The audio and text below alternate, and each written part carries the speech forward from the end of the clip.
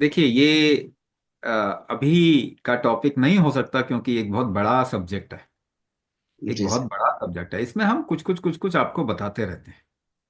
बीच जी बीच में जैसे programme join करते हैं तो हम आपको क्वेश्चन आंसर सेशन भी देते हैं जिसमें कि आपके क्वेश्चन का ही जवाब देंगे हम। है ना? क्योंकि प्राण शक्ति अगर इसके बारे में बताऊं तो ये इतना बड़ा हो सकता है टॉपिक कि इस पे कई कई वॉल्यूम्स लिखे जा सकते हैं। कुंभक पे अगर हम 100 साल भी काम करें तो भी it will be just be scratching the surface. इतना बड़ा आयाम है। ये पूरी सृष्टि किससे कैसे पैदा होती है, आप दरअसल यही पूछ रहे हो। ठीक है ना? उसमें से भी मैंने केवल 84 अभी आपको बताया है। मगर 84 के अंदर, हर 84 के अंदर 84 मिलियन फैक्टर्स आ जाते हैं। तो 84, 84 आयाम आपके अनुभव के हैं अगर आप सेंसिटिव हों इस तरफ में। वो हर अनुभव एक वायु के द्वारा संचारित होती है। आपके जीवन का हर अनुभव एक तरीके की गति के द्वारा संचारित होती है।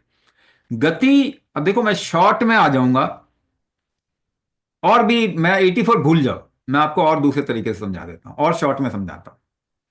ये सारी सृष्टि प्रेशर के आधार पे चलती है।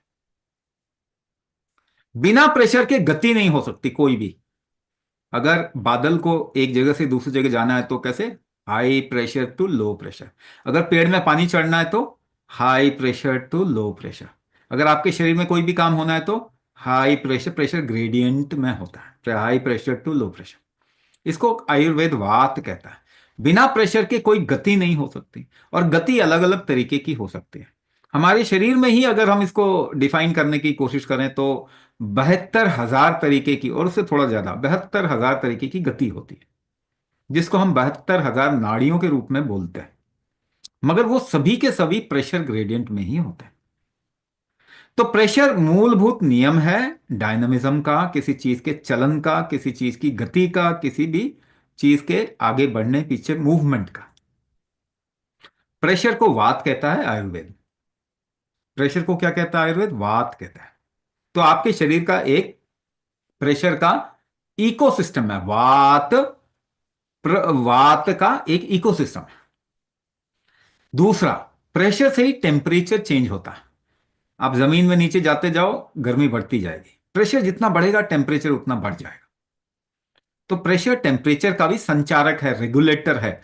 दूसरा नियम क्या है? टेम्परेचर, जिसको पित्त कहता है आपका आयुर्वेद। क्या कहता है? पित्त पक्ष, पित्त का या टेम्परेचर का इकोसिस्टम होता है। ये दोनों मिलके यूनिवर्स में या आपके शरीर में मटेरियल मैनेजमेंट करते हैं।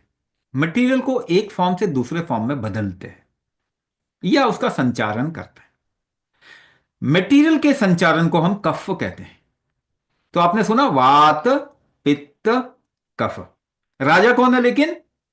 राजा कौन है? वात। इसलिए 80 कैटेगरीज डिसाइड की गई हैं दोष वात की। उन्हीं में से 40 पित्त भी इन्वॉल्व होता है उसके अंदर। और इन्हीं 40 में से 20 में मटेरियल का भी इन्वॉल्वमेंट होता है। ऐसा आयुर्वेद में आपको पढ़ने को मिल जाएगा। फिर बता रहा हूं, किंग कौन है, राजा कौन है? वात। राजा कौन है आपके शरीर का? वात। वात को कैसे कंट्रोल कर सकते हैं? प्रेशर मैनेज करके ही तो कंट्रोल कर सकते हैं, क्योंकि वो प्रेशर ही है। और प्रेशर कैसे मैनेज करते हो आप अपने शरीर का, कैसे कर सकते हो? कुंभक के अलावा कोई चारा ही नहीं है प्रेशर मैनेज करने का। अंदर शरीर में आपको प्रेशर पैदा करना है तो सांस रोक के ही पैदा करोगे ना, अलग अलग तरीके से। तो वात पित्त को आप कैसे करेक्ट करोगे, वात पित्त कफ को? कुंभक से। कुंभक क्या है? आयुर्वेद का राजा है। मगर वो गद्दी से गायब है। गद्दी से ही गायब है, किसी को मालूम ही नहीं। आयुर्वेद के वैद्यों को भी मालूम नहीं। तो आज के समय कुंभक ही इंसान को हेल्थ दे सकता है, बीमारियों से निकाल सकता है। और दवाई की वजह से एक और बात, इतनी इतनी बात बोलने के बाद भी एक और बात बता दूं मैं आपको। अगर आपने दवाइयां खा के अपने शरीर का सत्यानाश कर दिया इस लेवल तक जहां वो रिपेयर नहीं हो सकता, तो वो अपने आप को खत्म ही करेगा। इससे पहले कि आपके शरीर की हालत ऐसी हो जाए कि वो खत्म करने की तरफ में अपने आप को ले जाने लगे, आप कुंभक शुरू करो। आप कुंभक शुरू करो। कुंभक से जो उसके बचने की जो कैपेसिटी है या बचने की जो चांसेस हैं बहुत हाई हो जाएंगे। ठीक है।